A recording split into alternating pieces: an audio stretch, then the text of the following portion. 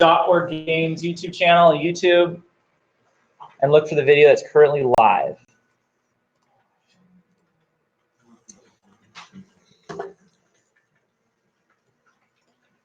Now, as you do that, I'm going to show you some of the code that goes into this, and then maybe you'll understand why I'm a little bit worried about how to do this.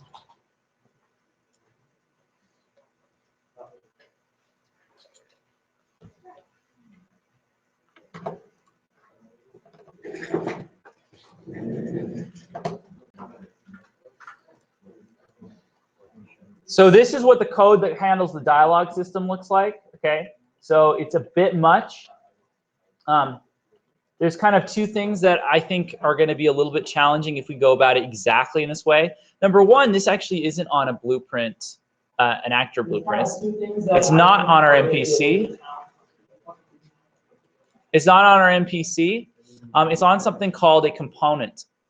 So if you actually go to my NPC, there's absolutely nothing on the event graph. The NPCs that you're talking to, there's literally no code on them at all on the event graph. Not whatsoever, not on the event graph, not on the construction script, and yet it's the NPC that you're talking to. How do you do that? Well, what you do is, and what I did, I made something called an actor component, which you make when you make a new blueprint. Instead of choosing actor, you choose actor component. And what that is sort of a free-floating event graph. And I code all of the dialogue system code on that, which is what we're on, okay? Again, it doesn't have a viewport. It's literally just a graph with code on it. But what's neat about components and why I like them so much is they can be added to anything in the world. So later on, if I wanted to make a tree talk to my character, my player, I can do that by simply hitting add component, boom, here's your dialogue component. That's it. So it gives you this flexibility. You need to make sure that it's on the desktop. All projects go on the desktop. So it won't work. This is an Eldorado. Okay. Make sure your project's always on the desktop. Okay, yeah, you can start now by opening a third-person project template, okay? Third-person template. Third-person template. So what we're going to do this week is we're doing a lesson today, tomorrow, and Wednesday. Thursday and Friday are your days to go back to your old projects or to finish up on this project so you're ready for next week. And that's why I'm doing live streams so you can follow along. Or maybe you finish this project with the lessons, but you want to add to it. You want to make your RPG a sci-fi RPG. You want to start getting ahead on the inventory systems. So Thursday and Friday, there won't be lessons, but today, tomorrow, and Wednesday, there will be. Now, having seen this, you see this code here, and there's a couple other things that go into it, like these functions and stuff I've made. I don't know if we'll directly emulate this exact system here, but what I am going to do is I'm going to upload this template that I've shown you to a folder, and you'll be able to download it, okay? And that way you can either see how the code works, edit it, copy it over, or just start using it right away, start making and telling stories. Because what's really cool is I can click on an NPC, and in the details panel, all of the dialogue lines he has, including the audio, everything is going to show up there as a variable. So his greeting line right here. Move out of my way, this guy says, right? I can choose the animation that he plays for that. I can choose the voice dialogue that you could record at home or steal from something, whatever you put in there. And then dialogue topics. And I can put as many as I want. I get to choose the topic. You know, right here I said Christmas is the topic. Lines for this topic, I specify all the lines, et cetera, right? So that's just really cool, but the system it's ready to be made for storytelling. Alrighty, so let's begin. Right now you're on a third-person template. You made a third-person template, and you all have the live stream open, so you can see what we're going to be doing. What we want to do to begin with is find your third-person character blueprint in the content browser at the bottom, and make a copy of them. Make a duplicate. Okay. We're going to name the duplicate NPC. We're going to get right away to the NPCs. So find your third-person character in the content browser. Right-click on him and choose Duplicate. And once you make the duplicate, name the duplicate NPC.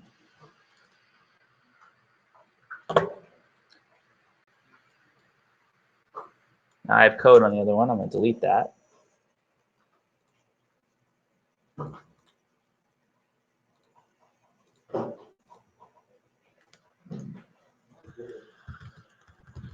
Okay, and open up the Npcs Blueprint.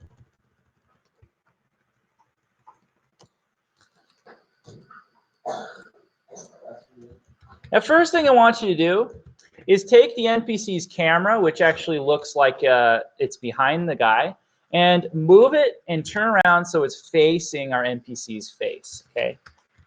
Just like that. So turn the camera around so that it's facing our NPC's face. The reason we're doing this is later on, what we'd like to do is when we initiate dialogue with an NPC, we want to send our player's camera to move closer towards the NPC. And we do that by actually having this camera on the NPC be taken over by the player. So the close-up camera looking at the NPC's face. That's the idea. So you've moved the camera around toward the NPC. Now I want you to add a collision to it. So go to Add Component, top left, type in COL for collision, and choose Sphere Collision. I love that you're working. This isn't the lesson. I need a lesson. Bob, we need a lesson. Do a sphere collision.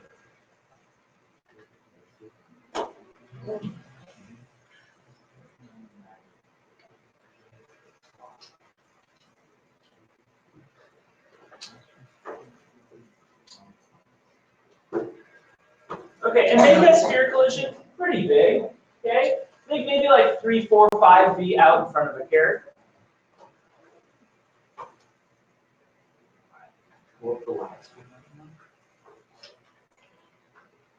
Yes.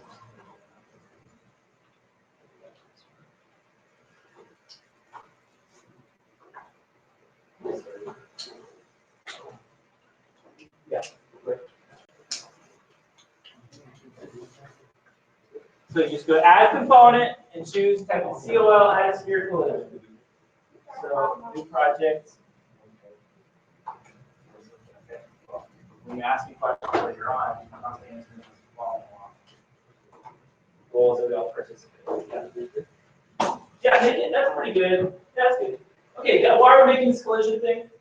That's too big on here. The reason I want to make this collision is I need to make sure that I know that the character, the player, is close enough to an NPC before he's allowed to do some dialogue, right? We don't want the player being like 2 miles away from some NPC, pressing the E button or clicking the left mouse button, and suddenly our dialogue gets initiated from super far away. So what we're going to do is make it so our code that governs dialogue only happens if our character is pretty close to our NPC. So we added the collision. Let me add mine real quick. COL, sphere collision, make the radius, and that's good enough. Okay.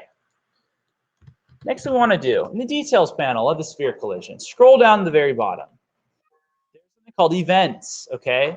The events that this sphere can do. What we want to pay attention to is the one called onComponentBeginOverlap. This is the second event, okay, in that list of events. So onComponentBeginOverlap, there's a green plus button. I want you to click that. And then click on the sphere again, so the sphere is highlighted. Go back to the events and also click the third event called onComponentEndOverlap, okay? What do these control? These events get triggered whenever something overlaps this sphere. In this case, we want to check if the player character has overlapped the sphere. If he's overlapped the sphere, we could tell the player character, hey, you're near an NPC. You can talk to him, okay? In fact, we'll store that NPC on the player character in the form of a variable. And so we'll say, hey, you've overlapped this sphere. Not only are you near an NPC, here's that NPC. And then from there, we can grab all the settings that are on the NPC. Hey, this NPC is really strong. Okay, that means your intimidation skill won't work or whatever. It's a million things you can do once you store that NPC in the variable. Okay, so to do that, let's make a variable that lives on our third-person character for the NPC. Everybody open up your third-person character blueprint now. Open up your third-person character blueprint.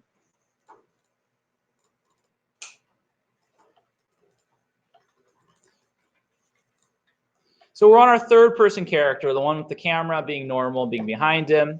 And in the details panel on the left, where it says variables, I want you to click plus variable.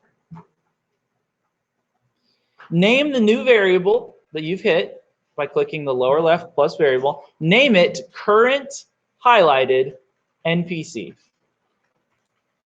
Current highlighted NPC. Okay. I like really literal names, even if they're long, okay? Basically, this is just going to store the NPC that we're currently highlighted for talking to, okay? That's what we're doing.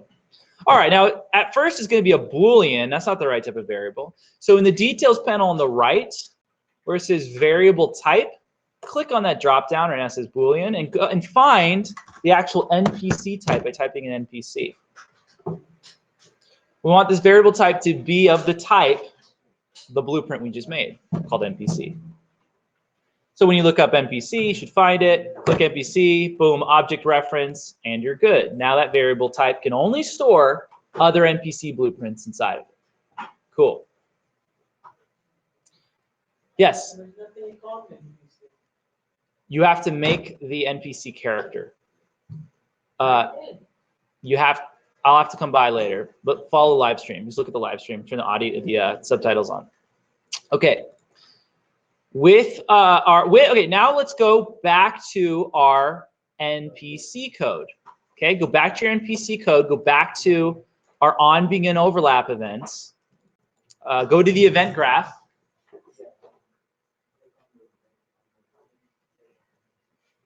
On the event graph, you're going to have the two events we made, on overlap, on end overlap, okay? On begin overlap, we want to make sure that we've overlapped, that big sphere of the NPC has overlapped our character's blueprint. In this case, a third person character. So everybody, where it says other actor, that second setting, drag off of that and type in third person character. Drag off other actor, type in third person character. What it's going to do is going to pull up a cast node, okay? We've seen this before, but I've never really fully explained what a cast node does. Cast node is useful for two reasons only, okay? First off, when you do cast to a blueprint, number one reason is it makes sure that the thing that's being plugged into object is the blueprint it says it is, okay? So cast, make sure that cast confirms that the blueprint that you plugged into object is in fact a third person character. If you plug a landscape into object, the third person character's code, the wire won't execute. Instead, cast failed will execute, okay? So that's the first reason for cast, is it's like giving a blueprint a telephone call just to make sure it's who it says it is. Are you really a third person character that just overlapped me? Oh, you are? Okay, good, let the code continue. That's what it does. All right, the second reason a cast is useful is that little blue circle on the cast node that says as, whatever the blueprint you're casting to, in this case, as third person character. If you drag off of that, which I want you to do now, drag off that little blue wire, the little blue circle, as third person character. If you drag off of that, what it allows you to do is to access anything in the code that lives on that blueprint. This is super useful because maybe you have some like elaborate code for the third person character, like a player death, right? And that despawns a character, it opens a loading menu, it shows a high score, you got widgets added, a whole bunch of stuff, right? And you don't want to code all of that again or copy it over and things like that, but you have it in some event called player death that lives on the character. We could type in player death after dragging off this and just call that event. We could also call any variables that live on that blueprint, and that's exactly what we're going to do right now. So now that you've dragged off as third person character, we want to look up its variable called NPC, highlighted NPC.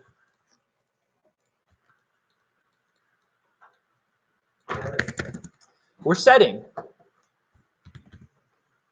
So if you drag off of that as third person character, type in NPC, you're going to get the thing that says current highlighted NPC. We want to set that variable, okay? Plug in sideways triangle off of cast into the front sideways triangle of set.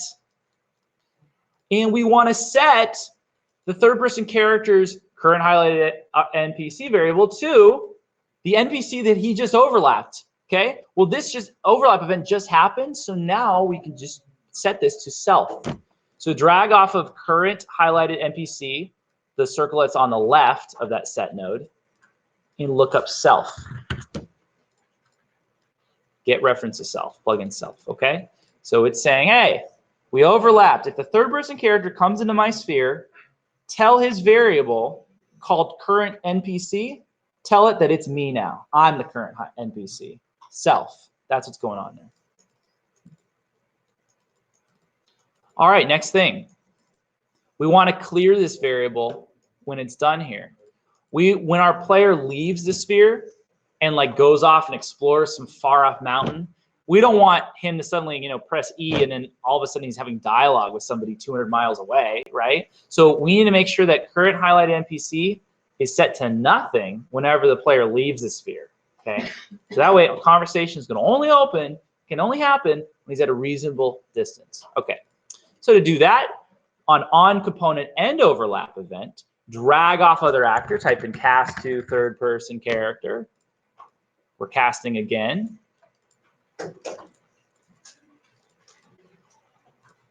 Drag off of as third person character RPG and set the current highlighted NPC again. Plug in the triangles. And the only difference here is now we're plugging nothing into the circle that says current highlighted NPC. We're leaving it blank. This is the way you clear a variable in Unreal, okay? This clears the variable. By plugging nothing into a variable and setting it, it sets it to nothing. Now there's no NPC. Therefore, no dialogue will ever happen until there is an NPC. That's what's useful about that. All right, let's do some NPC customization kind of thing. Let's give our NPCs a name. Let's give our NPCs a name. So on this very blueprint, I want you to click plus variable again.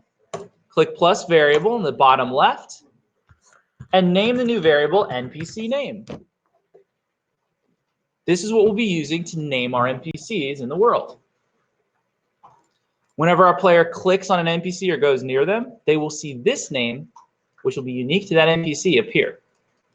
All right, NPC name is obviously not a Boolean, so in the details panel on the right where it says variable type, click on the drop down and choose text. I want to choose text. Set the variable type to text. There's a couple other ones that would work, like for example, there's one called name. Okay, that would work. String would work. And the differences are really minor. They're kind of just computer-y reasons. But I like text. We're going to use text. But those other ones aren't wrong if you wanted to use those. Okay. We want to make sure that this variable is public, right? What does public mean? It means that we can click on any NPC or any example of the blueprint we're working on in the world and see it show up in the details panel. So the idea is I might have a town of 200 NPCs. I click on one and I can suddenly start editing his name. I don't have to go into the blueprint to do that. So we want it public. How do we do that? In the details panel on the left where it says NPC name, there's a little eyeball icon, okay? You click a shut eye, you click on that and it opens up the eyeball. That makes it public. That makes it show up when we're doing our world design whenever we click on an NPC. Once you click the little eyeball icon open, hit compile in the top left to refresh it and go to the front of your world and drag 3 NPCs into your world. Drag 3 NPCs in there. Put them in different locations. And remember, the NPCs are the ones with, not our third person character RPG. They're the ones with the camera facing forward, facing their face. That's our NPC.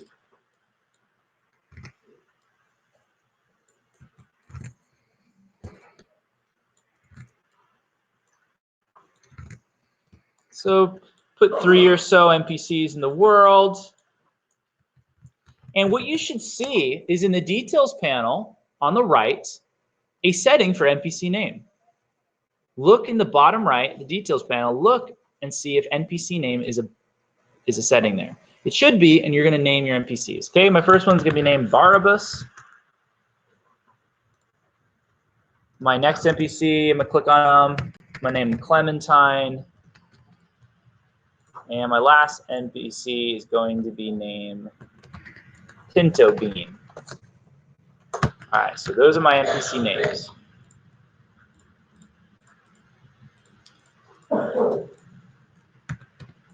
So name all 3 of your NPCs. And now we want this information, their names, to be displayed to the player. We'll do that in the form of widgets, but we'll do that tomorrow because of time. For now, though, what we'll do is we'll just print string on that onBeginOverlap event so we can see that our NPCs do, in fact, have unique names. So go back to your NPC code, go back to the event graph. On this onBeginOverlap event, we have the set node. Continuing off of the onBeginOverlap event, after this set node, drag a wire and type in print string.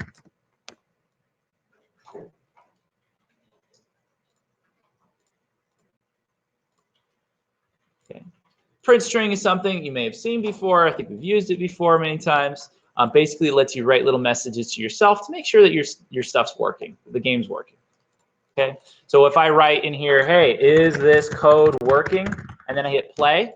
Okay. If I go over here and I overlap the sphere, I should see in the top left a little bit of words to show up, say, is this code working?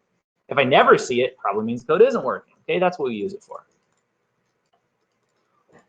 Now, one thing I haven't shown anybody here yet is this thing. If you drag off the wire of inString, so drag off the wire, that little circle for inString, drag off and type in append, APP. Append is a way of building more sentences to yourself. Because if we just plug in our NPC's name, it just plugs in and we used up our print string. Here I could say, hey, the currently highlighted NPC's name is, and plug in NPC name into the B part of the append. Okay, so let's do this. On A of append, type in the currently highlighted NPC is space. So you type that into A, the currently highlighted NPC is, and now drag the variable called NPC name from the left variables panel, drag it onto your graph, do get, we're just asking for it, and plug it into B. All right, all that's saying is, hey, you overlap the sphere, tell us what NPC are we near right now, okay? Once you've done that, hit play and go up to your NPCs and keep an eye in the upper left. You should see their name show up. The currently highlighted NPC name is Clementine. Good, that worked for me. Currently highlighted NPC is Pinto Bean. Cool. Oh, fell off. Currently highlighted NPC is Barabbas. Awesome. Okay, so we're on our way. Our NPCs have unique names, unique to themselves, and our player knows about them. Okay, that's really powerful. When we can tell one blueprint about the existence of another, then we can do a lot of things. Because like I said, later on, we can go really advanced and do things like strength checks. You know, let's say our NPCs have a strength variable or something. Okay, a health variable, whatever. We could do crazy dialogue stuff where it's not just names that we're adding to them, but dialogue lines. And you could add as many as you want. And maybe, for example, if a NPC is really, really strong, we say, hey, is the NPC that the character talked to really, really strong? If so, intimidation skill won't work on him. Things like that.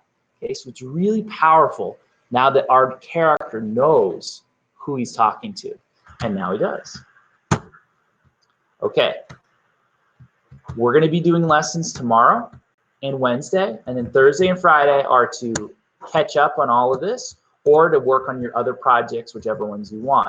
Okay, so that's what we're doing. We're going to continue working more on this tomorrow. If you aren't caught up, just plug in and do the live stream and catch up right now. Everybody's doing this. It's not optional. This is our lessons for the week, and we'll continue this even next week probably too, because you can branch this out to a whole bunch of games.